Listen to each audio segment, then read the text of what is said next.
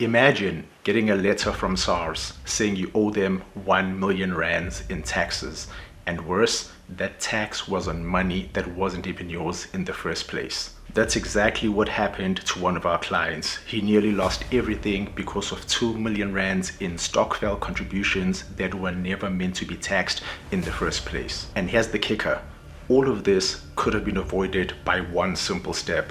Never mixing personal money with other people's money. And in this video, I'll walk you through exactly how this happened, what we did to fix it, and how you can avoid falling into the same trap. I'm Sia, I'm a qualified accountant, and I help business owners to pay less taxes, stay tax compliant, and avoid tax penalties from SARS. Let's dive in. So our client runs a liquor store. They are a small business owner.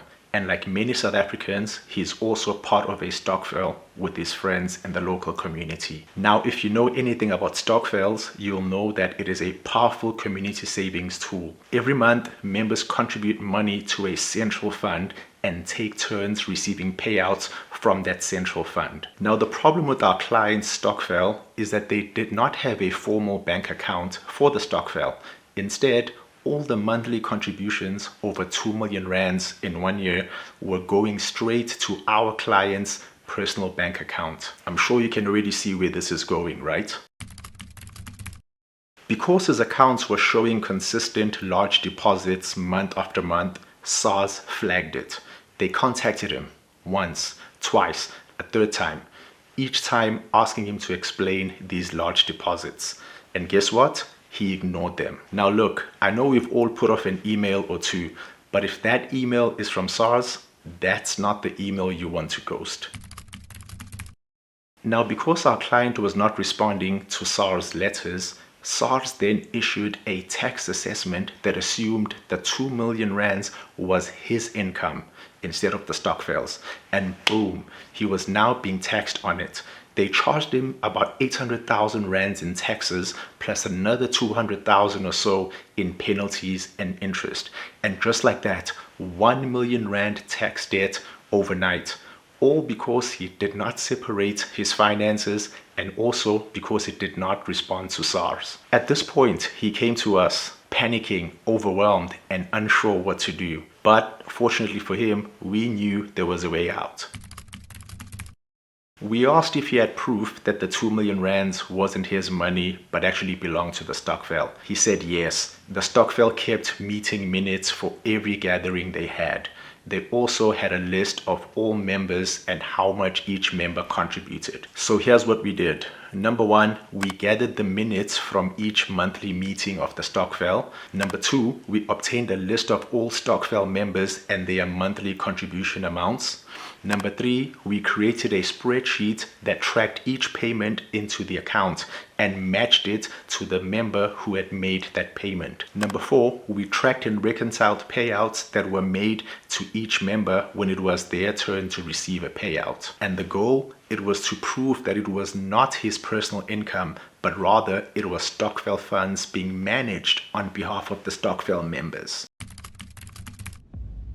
We submitted a dispute to SARS, and after reviewing the records, SARS agreed. They reversed the tax bill, they reversed the tax penalties, all 1 million rands gone, wiped clean. The whole process took about 6 weeks. So here are 3 key lessons that I want every business owner and anyone in a Stokvel to take from this. Number one, never mix personal and business money.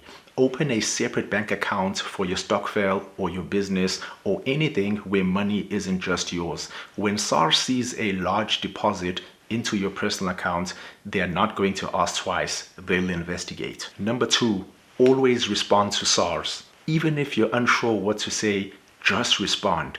Ignoring them gives them the right to make assumptions. Assumptions that lead to assessments, which lead to penalties, which lead to more nightmares for you. Number three, have a good accountant in your corner.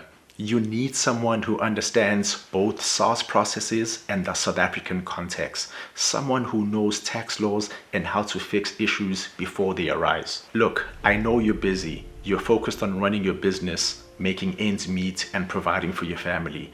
But don't let admin slip through the cracks, because one small detail like mixing personal and business finances can become a R1,000,000 mistake. So if you're mixing your personal and business finances, or you're unsure how SARS might view the money that's flowing through your account, book a call with us. Let's take a look before SARS takes a look. We'll help you set up the right structure, get your books in order, and sleep better at night knowing that your tax position is great. The link is in the description. And if you found this video helpful, don't forget to like and subscribe.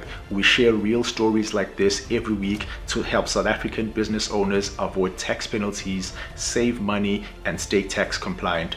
Thanks for watching. I'll see you on the next one.